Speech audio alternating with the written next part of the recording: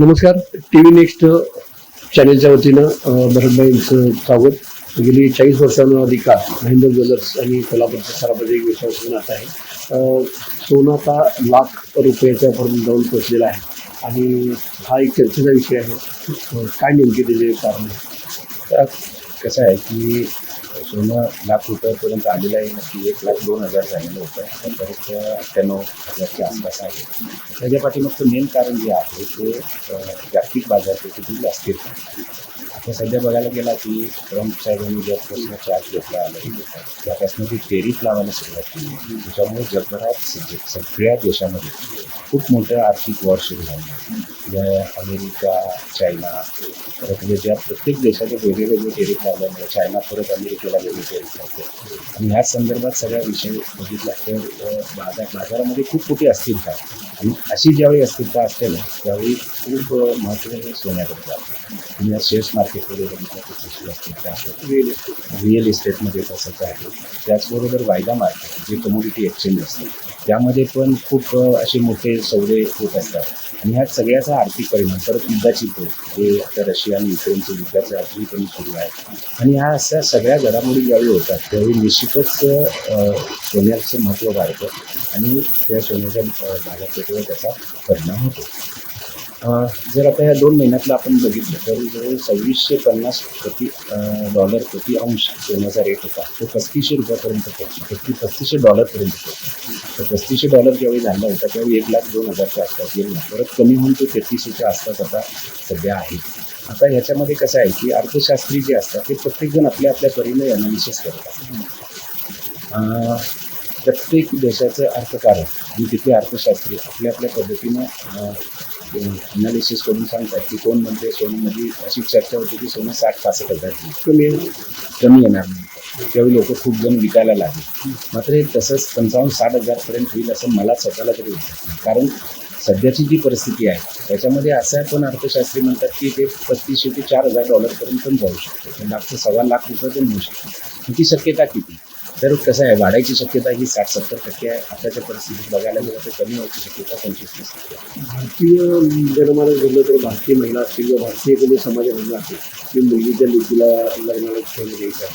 त्यामुळे मध्यमवर्गीयपासून ते अगदी सगळे त्यामुळे काही लोक आपल्या पद्धतीने खरेदी करतात. हा आपला प्लस पॉईंट आहे.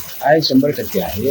भारतामध्ये जर तुम्ही सगळ्या जगाचा हे जर विचार केला तर समजा अमेरिकेकडे जेवढं सोनं आहे किंवा प्रत्येक देशाचं जर बघितलं तर भारतामध्ये जे लोकांच्याकडे जे सोनं आहे ना ते सगळ्या जगात सगळ्यात जास्त सोनं जर महिलांच्याकडनं गोळा केलं तर ते सोनं सगळ्यात जास्त आहे.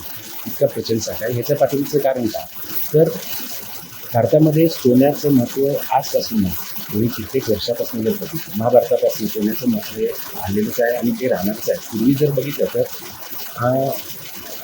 अर्थकारण हे पूर्वी सोन्यावर चालतं. सोनाचे मोहर असेल त्यानंतर चांदीचा सुवर्ण मोहर शिवराज्य येस. तर त्याचं हे कधीही त्याचा महिलांच्या प्रती म्हणा किंवा भारतामध्ये जे मानसिक तर त्यामध्ये सोन्याचं हे कधीही महत्त्व कमी होणार नाही. सोन्याचं मला तर असं सांगायचं की नवीन पिढीने पण मधल्या दरम्यानच्या काळात जर आपण बघितलं ना तर ही नवीन पिढी सगळी इलेक्ट्रॉनिक वस्तू मोटरसायकल या बाकीच्या ह्याच्यात त्यांच्यात पैसे खर्च होते. तर माझं असं मत आहे की पुढच्या पाठीमागच्या 20-25 वर्षाचा विचार करता पुढच्या 10-15 वर्षामध्ये सोन्याचा दर हा प्रत्येक वर्षी 10 ते 12% वाढला आहे. तर मला आव्हान असंच करायचं की तुम्हाला भले 10 ग्रॅम घ्यायचं असेल तर 5 ग्रॅम. आम्ही नेहमी महेंद्र ज्वेलरला प्रेफर करतो सोनं खरेदी करायसाठी किंवा हिऱ्यांसाठी. त्याचं सगळ्यात मेन रिझन म्हणजे रिलायबिलिटी आणि दुसरं म्हणजे यांच्याकडे असलेली रेंज. तर ह्या दोन्ही गोष्टी आणि रिजनेबल प्राइसिंग तर हे मेन अट्रॅक्शन असल्यामुळे बरेच वर्ष महेंद्र ही फर्स्ट चॉईस राहिलेली आहे. सोन्याचं कॉस्ट काय म्हणजे कंटिन्युअस वाढतच आहे. So as per typical Indian family ते घ्यायचं किंवा नाही हे ठरवण्यापेक्षा ते घेणंच चांगलं असं असल्यामुळे ते एक माइंडसेट आहे. सो प्रेफर्ड घेणंच आहे सोनं. टाटांची तनिष्क म्हटलं की विश्वासार्हता, टाटांच्या बरोबरची विश्वासार्हता. या पार्श्वभूमीवर आणखीन येणाऱ्या अक्षय तृतीयेच्या मुहूर्तावरती ग्राहक वर्ग मोठ्या संख्येने आपल्याकडे येत आहेत, खरेदीसाठी येत आहेत. आणि अक्षय तृतीयाच्या मुहूर्तावरती म्हटलं तर स्कीम्स वेगवेगळ्या ज्या आहेत, डिस्काउंटचे हे चांगले स्कीम्स आहेत आणि त्यामुळे खरेदीला चांगला प्रतिसाद आहे. आपल्याकडे सर्व भागातून, कोकणातून कस्टमर्स आहेत, कर्नाटकातून कस्टमर्स आहेत. आणखीन विश्वासार्हता टाटांची असल्यामुळं तो ग्राहक वर्ग आपल्याकडे त्या खात्रीने येतात. आणि त्याचबरोबर जी कारागिरी आहे ती कारागिरी सुद्धा उत्कृष्ट आहे. आणि एक्सचेंजच्या दृष्टीने आज कसं आहे, ग्राहक कुठेही ग्राहकाची मुले पुढे जाऊन शिक्षण घेऊन पुढे वेगवेगळ्या गावी जात असतात. तर अशा ठिकाणी आपले शोरूम्स असल्यामुळे तर प्रतिसाद हा चांगला आहे. आणि टाटांचा खरा विश्वासार्हता ही प्रामुख्याने बोलणं गरजेचं आहे. ते एक वेगळीच एक खासियत आहे. मी म्हणेन कामात फॅमिलीवरचं जे प्रेम आहे ते प्रेम निश्चितच आहे. पण सगळ्यात प्रामुख्याने जे आहे ते टाटा समूह आहे.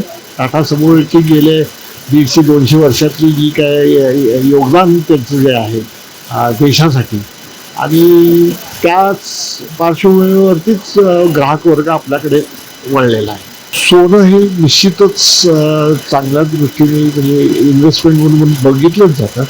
पण त्याच इन्व्हेस्टमेंटबरोबर दुसरी जी बाजू आहे ती घरच्या मंडळींना जो आपल्याला जिन्नस घालण्याचा आनंद जो आहे तोही आहेच.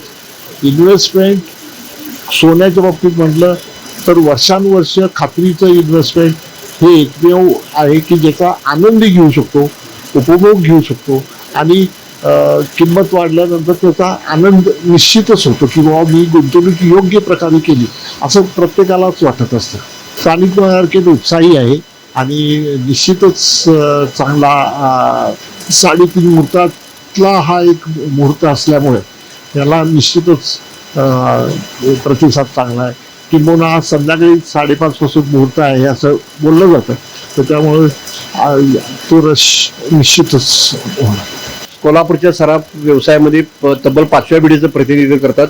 चिपडे सराफ हे एक मोठा ब्रँड आहे, विश्वासू ब्रँड आहे. आणि तब्बल त्याच्या 5व्या पिढीतलं हे प्रेम आहे. सोनं आता 1 लाख रुपये होत आहे. उद्या अक्षयतृतीया मुहूर्त आहे. कसं इकडे सगळं सोनं जरी 1 लाख झालं असेल तरी ग्राहक मुहूर्तावरती खरेदी करतातच. गेले 10 दिवसापासून आमच्याकडं जोरात बुकिंग्स आणि ऑर्डर्स भरपूर आहेत. आणि मुहूर्तावरचं गिऱ्हाईक तर वेगळंच असते. तर भलेही 1 लाख होईल, 1,25,000 होईल, अक्षयतृतीयाला गिऱ्हाईक चांगलंच होणार. ज्याप्रमाणे इथं नवीन सराफ रोड चालू झालेला आहे बघताच आम्ही पण मागच्या वर्षी इथं चालू केलेलं आहे. कारण की आपल्यालाही त्या स्टेजवर जाऊन आपल्यालाही राष्ट्रीय सगळीकडे ब्रांचेस उघडून आपल्याला आपलं एक्सपान्शन पण करायचं आहे. नोव्हेंबर महिन्यात आपलं वर्धापन दिन असते.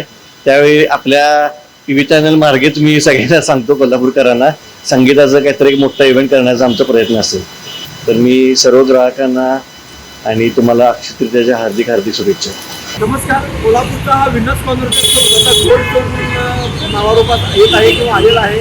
अगदी ब्रँडेड तनिष्कापासून ते ओरवासारखा असेल, त्यानंतर आपला कल्याण ज्वेलर्स असेल, वामनारी पेठ आहे, चतुर्काचा सराफ आहे, 100 वर्ष परंपरा असणारं आणि चिपडे सराफ हे 5व्या पिढीचे दुकान आहे. या सर्वांचे कॉर्पोरेट दुकानं आता या ठिकाणी झालेले आहेत. आणि राजाराम महाराजांच्या या साक्षीनं या ठिकाणापासून ते पेशेवरपर्यंत ही वेगवेगळी दुकानं होऊन कोल्हापूरची वार्षिक क्रिएटिव्हिटी यामधून अधोरेखित झालेलं आहे. आणि अक्षयतृतीया मुहूर्तावर हे सर्व मार्केट पुन्हा एकदा टेक ऑफ होईल हा विश्वास सराफाच्या विविध मान्यवरांशी ग्राहकांशी बोलल्यानंतर प्रकर्षाने दिसून आलेला आहे. मी आमचे कॅमेरामन वैभवसह TV टेक मराठीसाठी राजेंद्र मुखोटे. धन्यवाद.